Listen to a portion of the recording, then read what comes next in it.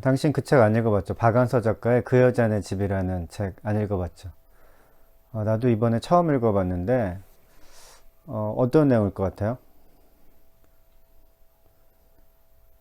우리 집에도 이 박완서 작가의 책이 있어요. 뭐, 박완서 작가가 꽤 많이 어디서 들어봤어요. 내가 어디서 들어봤는지 잘 모르겠는데, 어쨌든 들어봐서, 이분 소설을 좀 읽어보고 싶다, 아니, 이분 글을 좀 읽어보고 싶다 생각해서 책을 한 권 산 게 있어요. 그래서 그 책 이름이 옳고도 아름다운 당신이라는 수필집인데, 그래서 그때도 이제 소설을 딱 읽는 게 좀 겁이 났는지 일단 수필을 좀 사서 읽었는데 수필은 사실 좀 별로더라고. 그래서 그냥 이분 소설도 좀 별로겠구나라고 생각을 했는데 그래도 한번 이분 소설은 어떤가 하고 이번에 박완서 작가의 그 여자네 집을 읽어봤어요. 근데 읽는 내내 어떤 느낌이 좀 들었냐면 무슨 내용이냐면 일제 강점기 시대에 한 커플의 사랑 이야기를 다룬 거예요. 그게 주요한 내용인데, 근데, 읽는 내내 어떤 느낌이 들었냐면, 왜 드라마나 영화 같은 거 볼 때 막, 어, 저, 저거, 저래선 안 돼. 저 일은 일어나서 안 돼. 저 끔찍한 일은 일어나서 안 돼. 막, 마음 졸이면서, 둘이 막, 저렇게 되지 마, 헤어지지 마, 막 이러면서 드라마 같은 거 볼 때 있잖아요. 불행한 일이 일어날까봐 막 겁나하면서, 그런 것처럼 사실 이 소설을 좀 읽었어요. 그 정도로 읽으면서 이렇게 감정이입이 됐어요. 그래서 만드기와 곱단이라는 두 남녀 간의, 그러니까 젊은 커플의 사랑 이야기를 다룬 건데, 시대 배경이 일제강점기라서 되게 무슨 일이 일어날 줄은 좀 알고 있잖아요. 그러니까 40년대 중반에 이제 만드기와 곱단이가 이제 서로 막 사랑을 나누는 이야기들이 나오는데 그때 막 남자들은 강제 징집돼서 일본을 위해서 싸우고 여자들은 막 위안부에 끌려가고 막 그럴 때라 지금 이 소설의 배경에서도 만드기가 강제 징집돼서 이제 전쟁에 나가게 됐어요. 근데 만드기랑 곱단이랑 이제 결혼을 하고 만드기가 이제 전쟁하러 나가면 좋을 텐데 만드기는 또 곱단이가 자기가 죽으면은 과부가 될 거니까 그걸 또 걱정해서 결혼을 안 하고 가요. 근데 일본 군들이 이제 위안부들을 위안부로 삼으려고 막 한국 처녀들을 잡아가고 하는 이 상황에서 그때가 그 순간이 제일 그 마음으로 그렇게 바랬던 것 같아요. 제발 나쁜 일이 안 일어났으면 좋겠다. 우리가 다 알고 있는 그 나쁜 일. 근데 다시 곱씹어도 그 일은 너무 나빠서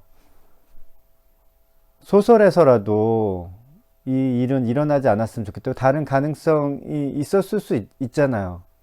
근데 꼭 그 일이 소설에서도 꼭 똑같이 역사에서처럼 일어나는 거는 소설이라도 참 가슴이 아프더라고. 그래서 소설에서는 그 일이 안 일어나기를 바랬어요. 근데 바람대로 일어나진 않았어요. 근데 곱단이가 위안부로 끌려가지 않기 위해서 다른 남자랑 결혼을 해요. 결혼을 하고 그리고 이제 신의주로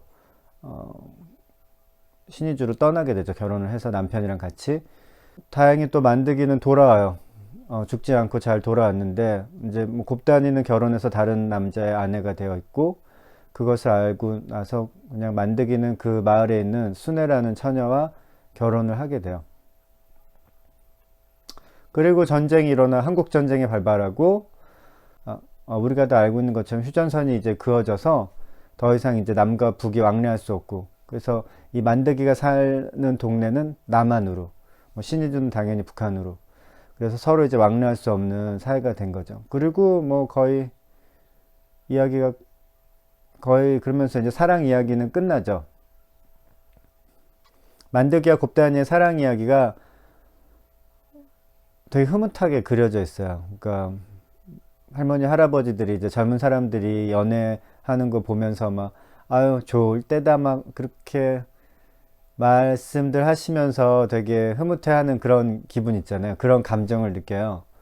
그래서 동네 사람들이 다 만드기와 곱단이가 서로 사랑을 나누는 거에 대해서 다 흐뭇하게 지켜보는 거예요. 모든 사람들이 다 알고 두 사람은 서로 결혼할 거야.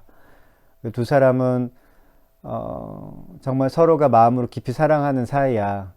저 아름다운 커플 좀 보소. 약간 이런 분위기? 그래서 모든 사람들이 응원하는 아름다운 커플. 그 두 사람이 있는 것으로도 그냥 보는 것만으로도 행복한 그런 커플의 모습이었으니까 그러니까 나도 이 소설을 읽으면서 만드기와 이 곱다니의 사랑을 응원하게 됐어요, 나도. 그러니까 이 두 사람이 헤어진 게 너무 가슴 아픈 거야. 나도 가슴이 아프고, 이 소설에서는 이제 박완서 작가가 3인칭 관찰자 시점으로 쓰고 있는데 그 만드기와 곱다니를 관찰한 사람으로서 쓰고 있어요. 근데 그 화자도 너무 아쉬워하는 거죠.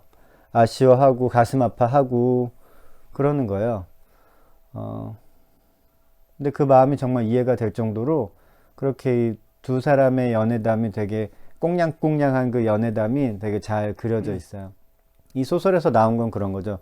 두 사람은 서로 사랑했는데 그 시대 상황 때문에 두 사람의 사랑이 이루어지지 않은 거예요. 두 사람 다행히 죽지는 않았지만 두 사람의 사랑이 이루어지지 않아서 그 아픔이 계속되는 거죠. 그 아픔이 언제까지? 죽을 때까지. 두 사람은 서로 사랑했는데 서로 사랑하지 않는 사람이랑 결혼했기 때문에 그 아픔이 죽을 때까지 가는 거예요.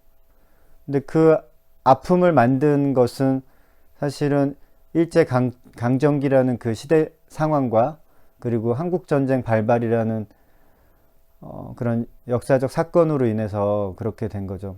되게 가슴 아픈 일들이 일어나서 두 사람의 사랑이 이루어지지 않게 된 거죠. 두 사람이 서로 사랑했는데 결혼하지 못했어. 그리고 그냥 뭐 좀 불행한 커플이야. 그렇지만 뭐 서로를 잊고 또 잘 살아갔어. 이게 아니라 나중에 이제 1990년대가 돼서 만드기를 다시 만나요. 이 화자가. 만드기 부부를 다시 만나죠. 만드기와 그 순애 부부를 다시 만나는데, 순애가 이제 이 소설 속의 화자한테 자신의 고민을 털어놓죠. 이걸 뭐라 그럴까? 자신은 만드기가 살고 있지만 만드기는 바람을 피고 있는 것 같은 상황이라고 말을 해요. 같이 살고는 있지만 만드기의 마음은 항상 곱다니를 그리고 있다는 거를 자신도 알고 있는 거예요. 자신도 그 마을에 살았기 때문에. 소설의 마지막에 만드기의 고백이 나와요. 만드기는 결혼한 후에 곱다니에 대한 애틋한 감정을 가지고 있지 않았다고 고백을 하는데, 근데 아무도 믿지 않아요. 소설 속의 화자도 아내 순애도 마치 소설은 이렇게 얘기하고 있는 것 같아요. 그러니까 이 소설을 읽는 사람 어느 누구도 그 말을 믿지 않을 거야 라고 말하고 있는 것 같아요. 그러니까 이렇게 마치 말하고 있는 것 같아요. 어떻게 그렇게 아름다운 사랑이 잊힐 수 있겠냐고. 우리도 잊지 못하는 당사자가 어떻게 잊을 수 있겠냐고. 그런 일은 일어나지 않는다고. 나도 좀 그런 생각이 들었어요. 진짜. 이게 두 사람의 사랑인데 이게 두 사람만의 사랑일 수가 없겠구나. 두 사람의 사랑을 보고 흐뭇하게 응원하고 저런 사랑이 있는 곳이 우리가 살고 있는 세상이야 하고 뭔가 설명할 수 없는 그런 뿌듯한 행복감? 그래서 어딘지 모르게 허전한 우리의 삶을 채웠던, 우리를 위해서라도 두 사람은 서로 사랑하고 있어야 하는 거지 라고 사람들이 다 생각하고 있는 그런, 나는 못했지만 너는 지켰어야지, 그러면서 만드기의 사랑을 그렇게 보고 있는 거죠. 모든 사람들이, 그 소설 속에 있는 모든 사람들이. 이 소설은 1998년에 나온 작품이에요. 박완서 작가가 수필 형태로 마치 자신의 이야기를 쓰듯이, 자기가 어디서 들은 이야기를 쓰듯이 작가 자신도 등장하지만 화자로서 등장하는 거죠.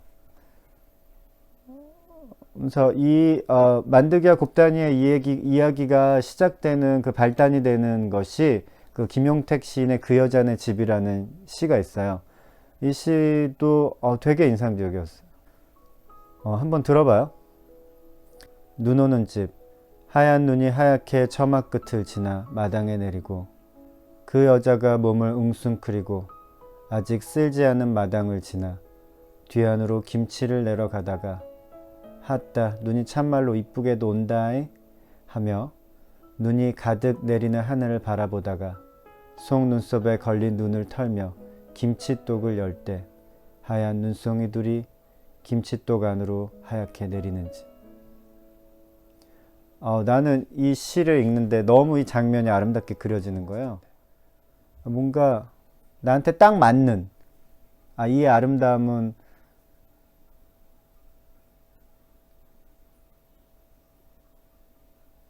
내가 찾던 아름다움이야. 약간 이런 느낌? 그래서 이 시를 이제 발단으로 해서, 여기 그 소설 속의 화자가 어떤 식으로 얘기하냐면, 이 시를 만드기가 쓴 거 아니야? 라고 오해할 정도로 너무 이 시가 묘사하고 있는 그 여자의 집이라는 것이 만드기가 곱단이의 집을 보면서 썼을 것 같은 딱 그런 시였다고. 그러면서 이제 만드기와 곱단이 이야기가 나와요. 그래서 내가 이 소설을 보면서 느낀 거는, 그래, 세상에 사랑은 있는 거야. 그리고 사랑하는 사람들을 사랑하게 해줘야지. 되게 오래간만이었던 것 같아. 글을 읽으면서 이런 일은 일어나면 안 돼. 제발 제발 일어나지 않았으면 좋겠어.